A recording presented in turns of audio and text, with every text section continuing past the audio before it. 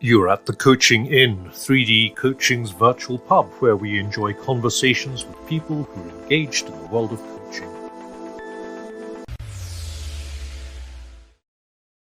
Welcome everybody to this episode of In the Arena. We are very excited today to have Amadu Koroma with us. For new time and first time listeners to the show, this is a mini series that is produced by 3D Coaching, where we are looking at leadership skills that really sit at the intersection of coaching. And in each episode, we've invited a guest on that embodies one of those skills or characteristics, and we've taken a really deep dive into that characteristic and really sort of started to get to grips with what it means to be in the arena demonstrating that characteristic. So if you haven't checked out other episodes, we've got episodes on empathy, creativity, equity and inclusion. And today we are going to be focusing on that very important characteristic of gratitude. And I'm delighted to introduce Amadu Koroma, who's with us today. Amadu has a really interesting and eclectic background, and I'm sure we're going to learn lots from his experience and his insights. But Amadu has a really interesting background. He trains and coaches professional athletes.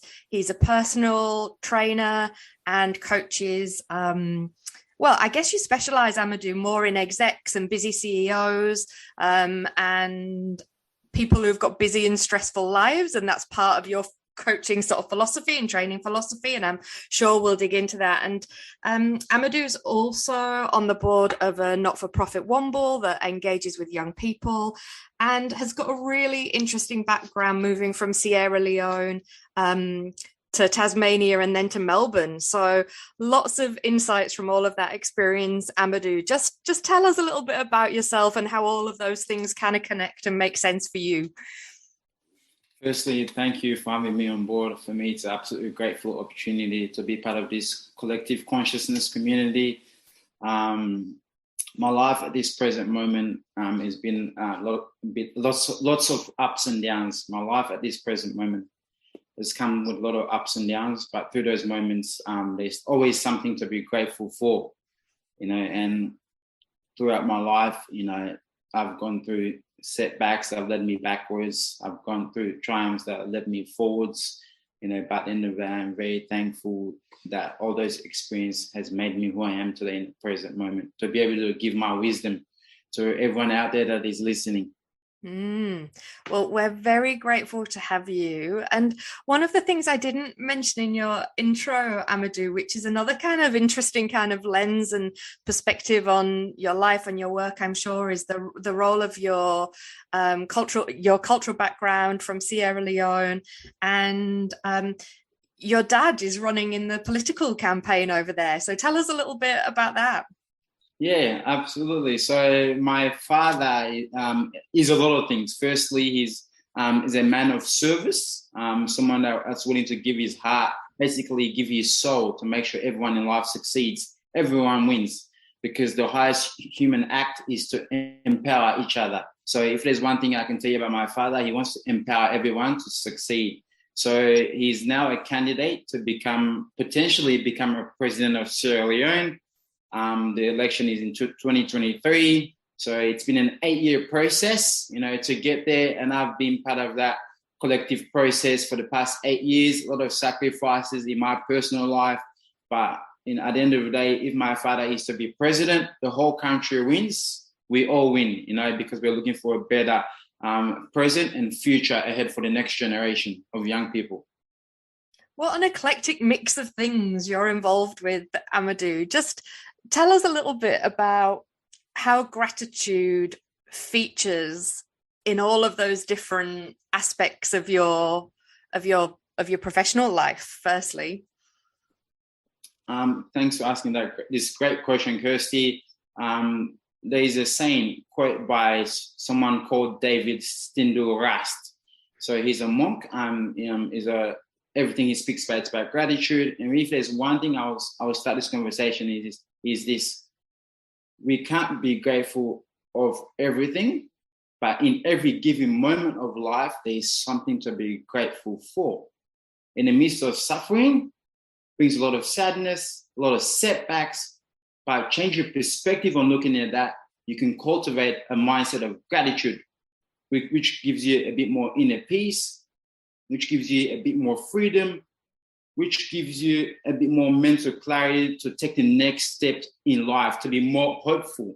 So through my struggles, I've used gratitude as a tool, as a superpower, as an affirmation, as a virtue to push on to other things in life, because life is full of ups and downs, and change we can never obviously get rid of. But changing your perspective and using affirmation like gratitude, will help you cultivate a mindset of inner peace, a mindset of contentment through the challenges.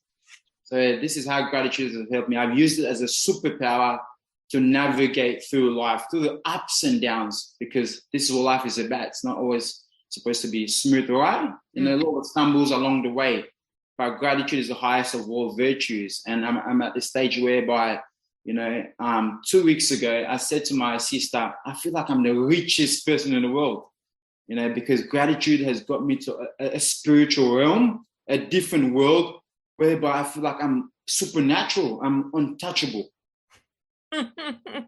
Oh, I feel like I might need some of that to rub off on me.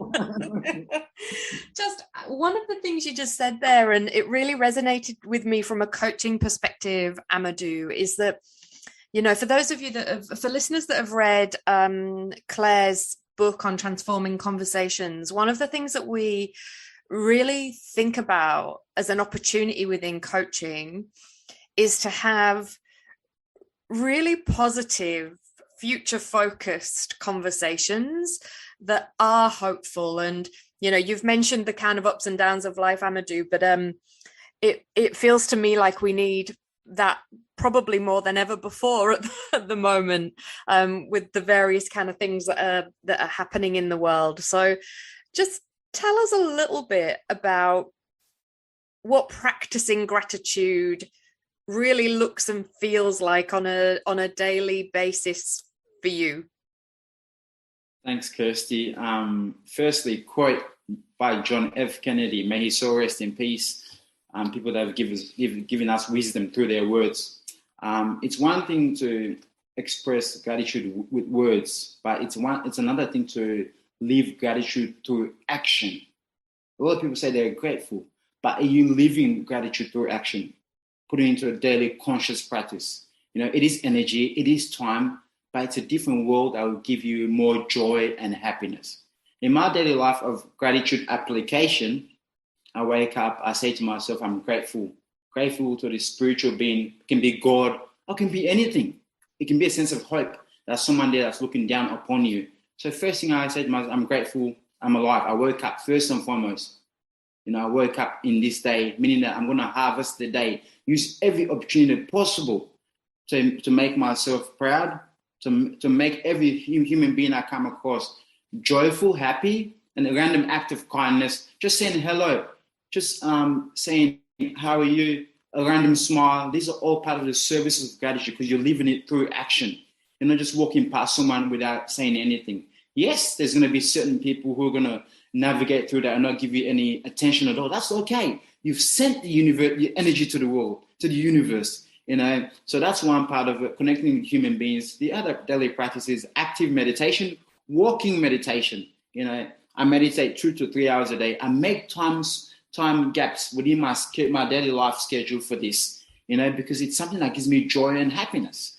I meditate by listening to audibles, getting other people's perspective on life, connecting with other human beings. A lot of people in the modern world will find this very strange in a sense. I walk past someone, I ask them questions, I sit with them, and Kristie, 99% of the time, everyone that I've talking to will tell me everything about their life. And every day, this is like an everyday thing, It's part of my, you could say, conscious, subconscious programming now, whereby every day I just want to do that meditation, that walk. It's part of my program because it's a lifestyle habit that I've developed over 10 years, So one thing that people sometimes get scared of is that gratitude may not work for them, but it can work for everyone because it's free. You don't have to pay for it. You just have to become conscious within yourself and take daily small steps. Just being thankful for one thing in your life. You're thankful that you have a house. You're thankful that you have water. You're thankful that you have your health. Your greatest wealth is your health. So if there's one thing I can say to people is putting gratitude from affirmation and words into daily action. So, that's one of the biggest takeaways I think I can give to people. And I've got so many questions. The first one that's front of mind for me, Amadu, I know that in your coaching and personal training work that you do, you work with lots of senior people who feel time pressure, feel maybe a bit stressed by life, and I'm just sort of thinking about some of the folks that I've worked with in coaching as well. And it can feel a bit like another thing to do on the list, but I'm wondering what insights you have for helping people engage with that different perspective who are maybe not quite there yet. Another great question, because as you know, in life, sometimes we need, as human beings, we have to go through suffering or a point of awakening to know that we need change in our lives. Yeah. So people have come to me to lose weight, to develop a better lifestyle, to improve strength, and to work on their mindset. Because after reading my profile, what I'm about, people have come to me for specific reasons. But one thing that I noticed, as you mentioned, is life is full of a lot of stresses. I never try and force people to do a certain thing. I try and give them the tools, to apply some of these perspectives into their life, like gratitude, for instance. This is things that I just put out there, just through a normal conversation. I have no script with my clients. I just have an open heart. I'm going for walks with my clients, and I get their perspective about what's happening in their life, how they're navigating through life.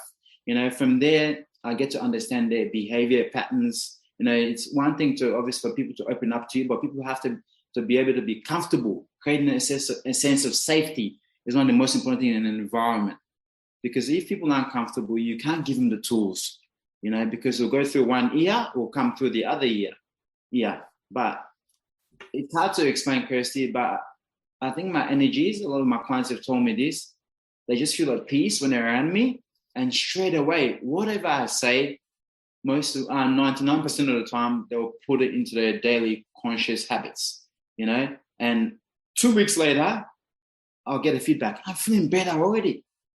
I've changed my perspective on how I look at life, But one thing that I always keep saying is don't affirm by words, live through action. It's not easy, but you have to make daily conscious effort. It's like going to work every day. You wake up, you go to work to make money. To make money, we lose our health. To restore our health, we lose money. Find your balance. And your greatest wealth is your mental health. So gratitude is a daily conscious effort, something you have to wake up and do every day. It's a never-ending journey. Healing is a never-ending journey. Into the end of our days, we should never stop working on ourselves. And I think you're touching on something that really resonates for me from a coaching practice perspective, Amadu, because it feels like there's almost two different aspects to this. There's working with other people in that safe, helpful way that you've just described to help them come to new perspectives. Yeah. But there's also a sort of self-care or consideration for self that enables you to do that work really well. And my sense is sometimes in coaching, particularly because it's an unregulated environment, sometimes like the balance of those two things can be off for people. So you've talked a little bit about the second one of those things about sharing gratitude with others. Just talk to us a little bit about what that self-care piece looks like for you. Self-care for me, like I said, first words of affirmation before live through action.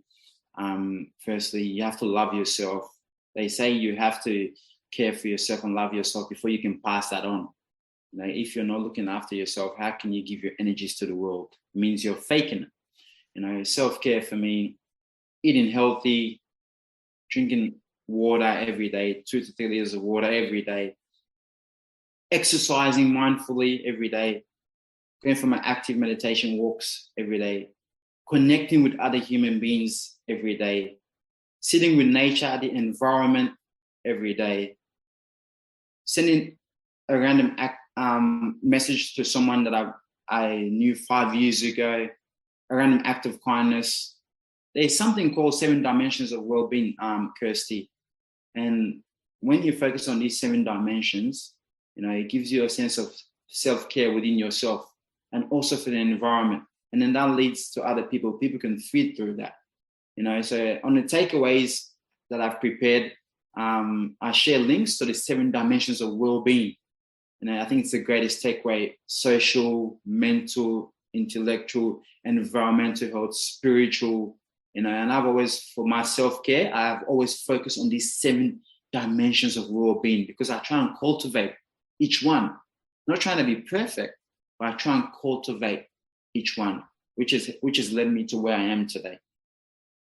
That's a really interesting perspective because I think I'm just sort of reflecting on some of the coaching clients that I work with, Amadu, and I think one of the things that people really, there's lots of things people value about a coaching space, but one of them is that it's a space where you can have a conversation that's no agenda, but it can integrate across all of those dimensions.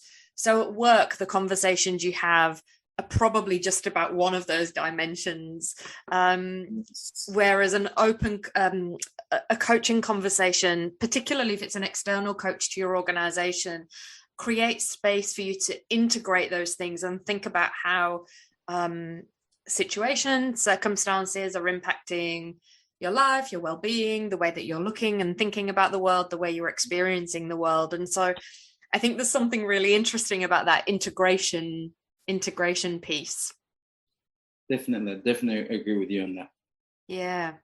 2 things I want to come back to that you mentioned. One of them, you mentioned the word feedback. And one of the things that I think is interesting in coaching is that it creates space for real-time feedback. What I'm seeing and noticing in the moment in our conversation is X, Y, or Z.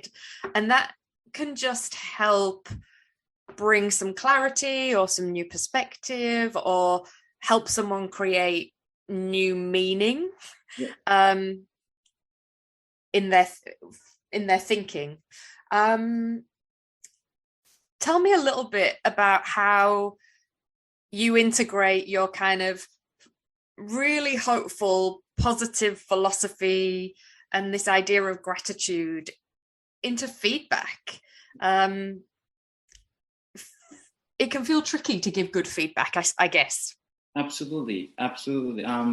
Great question. 2 days ago, one of my clients basically said to me, you give me energy wanting to change. As simple feedback as that. It's like, I can see how happy you are. I can feel your energy.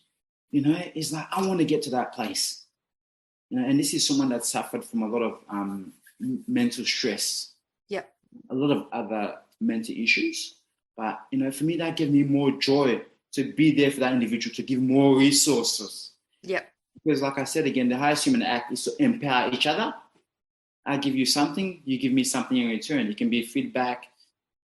It can be a physical progress, So I think one of the most important things is just to make sure you're there for people as best as you can. And also make sure you're listening, because listening is a skill.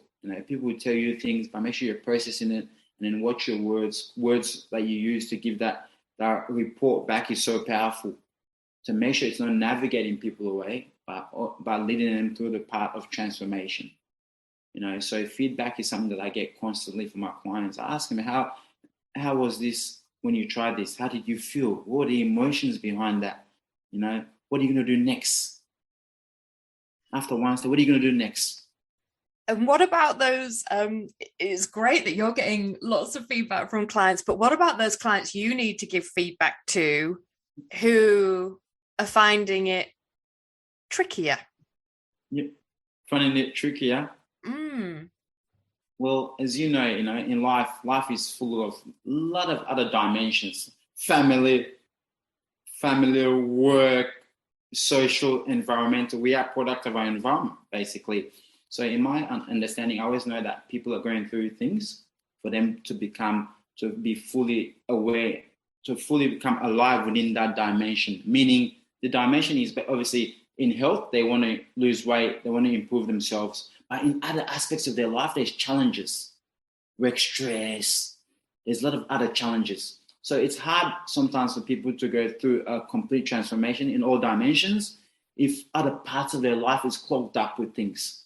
It's basically about cultivating the other parts of your life before your health transformation can become more steady, you know. So I have a sense of empathy and understanding. Maybe this individual is going through other things in life, you know, because we when we lack things in life, you know, there's going to be levels of stress.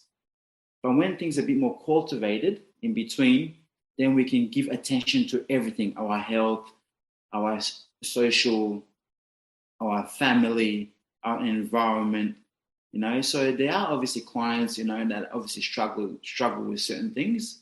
But I give them perspective, hey, maybe we need to look at different parts of your life. How do we cultivate that before you come into exercise? By taking simple steps. You know, your relationship may not be going so well, you know, but can you talk to your partner? You know, can we fix these small things? Because everything in life matters. You come from home, you come from work, your work is giving you stress. You're coming to exercise. Yes, you can release some of this stress in exercise, but guess what? You're going to go back to the same place, you know, and that's going to give you a little bit more stress again. You come back to exercise, keeps fluctuating in between. So the goal is to make sure you try and improve that aspect of your life, that relationship scenario, or coming to exercise and trying to change it a little bit will be very hard. So it's about cultivating all dimensions of your life to make sure this one part that you love so much, which is exercise, becomes more truthful and better, mentally first and physically, because your emotional health feeds through your physical body. Your physical body doesn't know the reality. If you're mentally drained, no matter how much weight you're pushing in the gym, there will be no benefits. You know, you think, yes, you're sweating, but there'll be no benefits. You have to cultivate the other parts of your life to have more success in every realm, in every dimension, basically. That's what I'm trying to say. Yeah, you have to cultivate all other parts of your life. You know, if you're struggling in one aspect of your life, you're going to struggle. Basically, everything is coexistence with each other. It's a balance. Everything is a balance. And then finding that balance in life is so important. You know, obviously, you're going to get more joy from one thing, definitely. But when you're going through the setbacks, you have to reaffirm and get that balance, looking at everything with perspective and more positivity, or everything falls out of alignment a little bit. And just going back to that idea of gratitude, Amadu, you know, one of the things that I think is really interesting, I think in some ways our roles are quite similar in the sense that we get a peek behind the curtain of many, many different people, different organizations, and see the different ways people are living, thinking, and approaching their lives. What do you notice about folks that haven't been able to kind of adopt or manifest? What's the differences between people who are kind of living this actively and those that aren't? What do you notice? Well, it's not happy people that are grateful. It's grateful people that are happier. Everyone wants happiness in life. But what I've noticed is when you're grateful, you become happier. Happiness is a fluctuating state. It's called hedonic adaptation, hedonic training in psychology. You're fluctuating between worlds, small joys. But when you're grateful, you find joys in the simple things in life. and then you stay there all the time. Okay, so what I've noticed, going back to your question, is people who are practicing gratitude are more joyful, are more actively moving, engage more with people socially, care for themselves more, which is the most important, care for their mental health more, try to be in control of their environment rather than the environment controlling you. You know, obviously, we're one of the biggest things in society. Our environment controls most of our personalities. Should be the other way around. Okay, and more environmentalists. So that's what I've noticed. People who are grateful have so much more mental health balance versus the people who aren't so much grateful. I don't say they're not grateful. There probably has not been a point of awakening, because you only know what you know through your experiences or through words of wisdom like this. This podcast will reach to people, and people will be like, oh, maybe I should take small steps and start understanding what gratitude is about. You know? So I don't blame people. I just think sometimes people need to go through certain phases to be awakened, or words of wisdom from someone, someplace, sharing ideas, empowering each other, become awakened. You know, but in the world of gratitude, what I can say is that you will be at a place that's basically unexplainable. You know, in psychology, they call it the quantum field. Of your mind is at a place of just inner peace with yourself, with the environment. No matter when you get knocked down, you will change your perspective. Even through the setbacks, you'll be at peace a bit more. Because at the end of the day, one of the biggest triggers in the world, as you know, is stress. And stress eats our life away. And obviously, accepting stress is okay, but it's how you cultivate it. It's how you cultivate. I use it as a superpower. Everyone gets stressed. I use it as a superpower and navigate through it. But you have to face the reality and then take daily action, conscious steps. You know, if you're stressed from work, what are you doing about it? You're going to come home and go back to it, come home, go about it, keeps adding up. And then you get to a point of breakdown, point of panic attacks. If you're going through an issue, you have to try and face that issue and resolve that issue. That's what I've noticed. People who aren't so living with gratitude, they keep going through the same phase because they get into acceptance. They accept it. Oh, it's normal. Everyone stresses. It's part of work. It's part of work. But really, no. It's a modern society. Our world has changed so much more. There's so much more expectations in the world. We have so much more options. We have to pay for our car. We have to pay for our house. You know, everything in life comes at a cost. So that adds more stress into our lives. But we're in control of most of these things. And one of the things that I will share at the end of this podcast is takeaways, whereby people can watch a video called Heal, which tells you a lot about navigating through these things in life.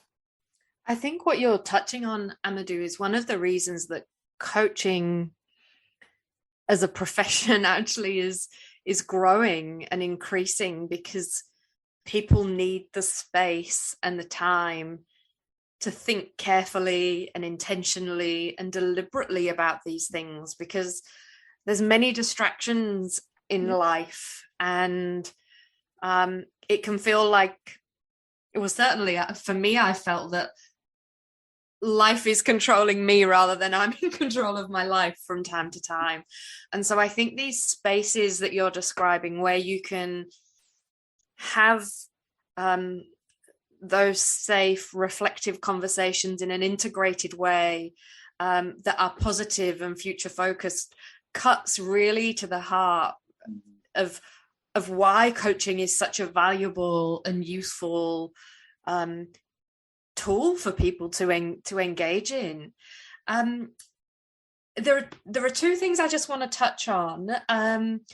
One of them is time, and the other one is movement.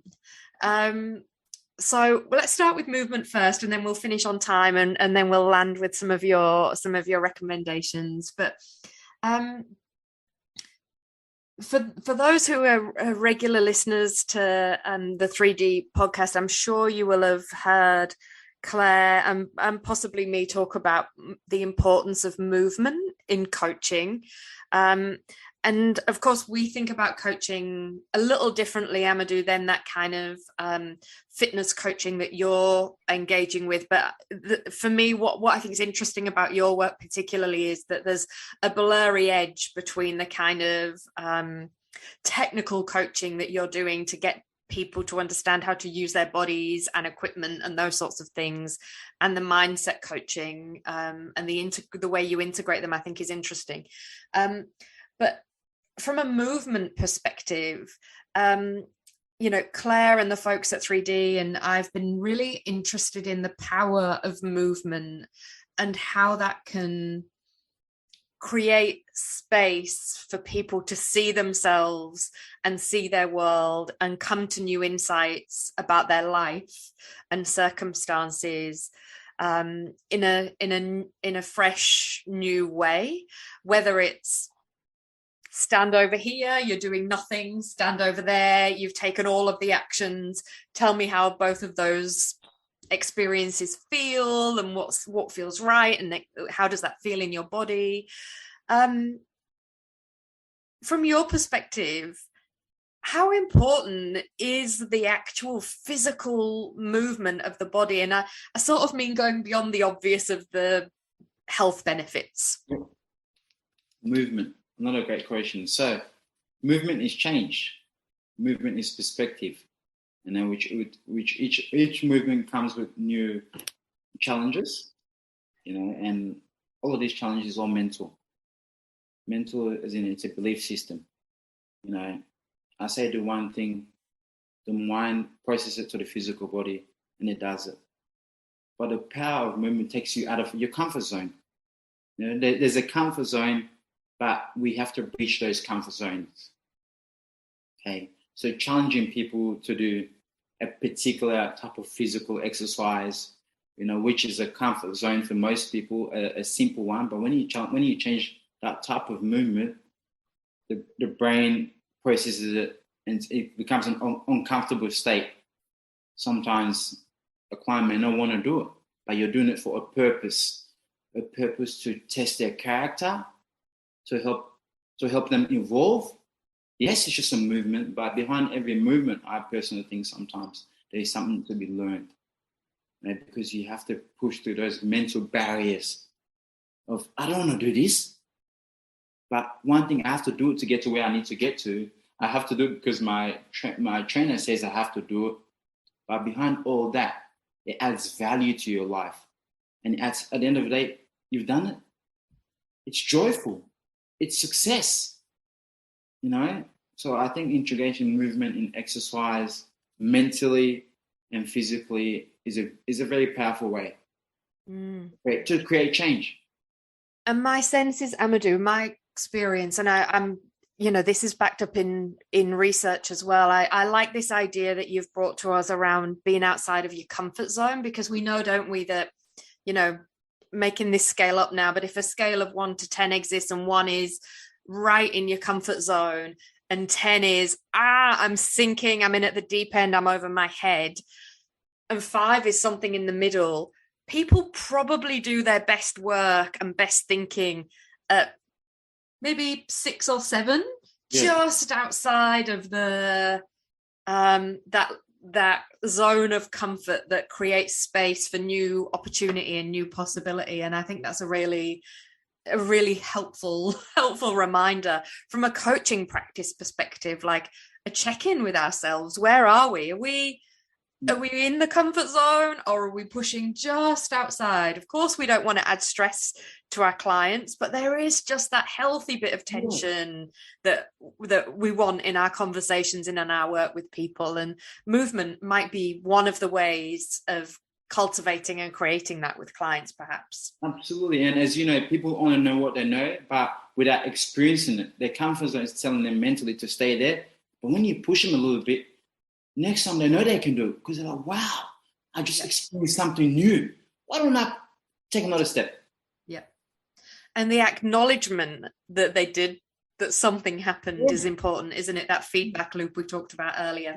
So the last thing I just want to touch on is time, because, and this maybe is a bit of a personal indulgence, but hopefully it's useful for other people as well. Amadu, in all the time I've spent with you, I think I probably talk to you about time the most, because I feel like you've got about 70 hours in your day and that I have about 5 hours in my day. So you'll be like, I've done a 3-hour meditation. I've been on a 10K run. I've had 6 sessions with clients. I've produced a podcast and a video, and I'll be like, oh, I walked the dog and went to work. Like, talk to me about how you think about time and how this philosophy of gratitude kind of gets more out of your day and influences your level of productivity. You know what, Kirsty? You gave me so much joy when you said time. In my head, I'm like, wow, I love this question. Time is an illusion. Time is what we make of it. Time is made so in life we navigate ourselves how to live in a structured way, going to work, going to sleep, doing this activity at this specific time. But I always say to people, time is what you make of it. And life is what you make of it. And most people are existing with time. Most people are not living with time. So I try and live every day with time. Obviously, I run my own business, meaning I'm in control of all my time. If you're working for someone, meaning half of that, you're not in control of that time because you have to work to survive. So with my time that I'm in control of, I try and make sure I cultivate or harvest the whole day by using the 7 dimensions of well-being. You know, I look after my mental health. I'm there for people, my clients at work. I meditate actively 3 hours a day in separate gaps. Between my gaps, I go for 30 minutes walk. But it's how I use that time. I can sit there and choose to be on the computer, but have moments of time in the day that I do that. Or I can go for that active meditation, listen to an audible while I'm walking. I send emails, I write. So I'm doing two, three things at once. You know, but this becomes a daily conscious effort when you do it daily. You know, so time is what you make of it, because we all have the same amount of time, but it's how you look at it. If you keep saying to yourself, I don't have time, I don't have time, I don't have time, it becomes a belief system and a programming in your brain, whereby it's hard for you to make changes. Everything in life is belief systems. You know, society has structured us to believe, which is a programming, that when we work so much, we don't have time. We do. You can work 8 hours a day and still have time. It's obviously how you structure your life. 8 hours of work, 30 minutes of exercise. That's all you need. 30 minutes of exercise. Yes, you're tired mentally and physically from work, but you can make 30 minutes, you know, to exercise. 2-3 hours with the kids before you put them to sleep. You know, dinner, wake up, do the same thing again. But it's how we use time that's the most powerful thing, you know. And time is all about priorities, you know. Forget about the external sources in life, as in your TV. Focus more about the internal things that we can control. Work, family, friends, meditation. So basically cultivating all the 7 dimensions of well-being. So every day I wake up with a consciousness to understand I'm in control of my time, and I structure my life how I want it to do. Because guess what? It leads back to being grateful. When you're grateful, you use time wisely. You're not just existing to go to work and back to survive. That's a survival state. Going to work up and back, you know, and then you go on that holiday to give you joy. But there should be joy in every day of your life, at least. You know, you should be looking forward to every day of your life, not just Happy Friday. Why is that? It's because of the collective community. Yeah, everyone's had a stressful week. Now they're looking forward to that Friday and the weekend to be joyful and happy. No. Tomorrow may be your last day in life. Try and be joyful now. But try and cultivate time in a way that you work on your mental health, your spiritual health, environmental health, work on other dimensions within your life. Not just work, home, family, sleep, work, home, family, and sleep. Try and understand what are the important things in your life. Sit with yourself, scheduling priorities. And that's how I use my time. A daily conscious effort. Because today may be my last. So I try and harvest every time I have in my life. Yeah. It's another lovely connection to coaching, which is just being unconditionally positive about time and the time that you have with your coaching clients to do useful work, and prioritizing that work and doing it.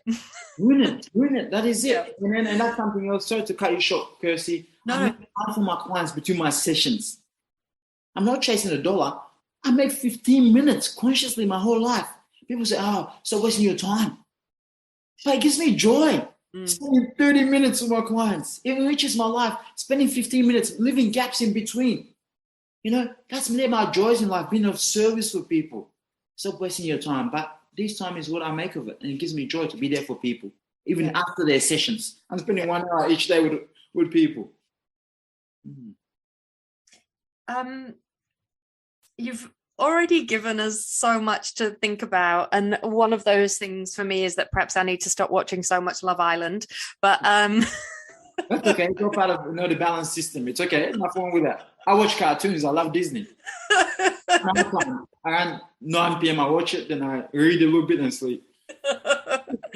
Oh, I don't need to feel too bad about that. But one of the things we've been doing about on the other podcast, Amadu, is what we've called the wrap, something to watch, something to read, audio, something to listen to, and perhaps a picture or something to ponder for people who want to take some of what you've shared with us a little bit further forward, either in their role as a leader that's integrating coaching into their leadership style and their work, or for coaches that are practicing with clients, and even for clients who are experiencing coaching so that they can get the most out of the experience. So have you got some, you've mentioned a couple already, you've got some interesting references for us.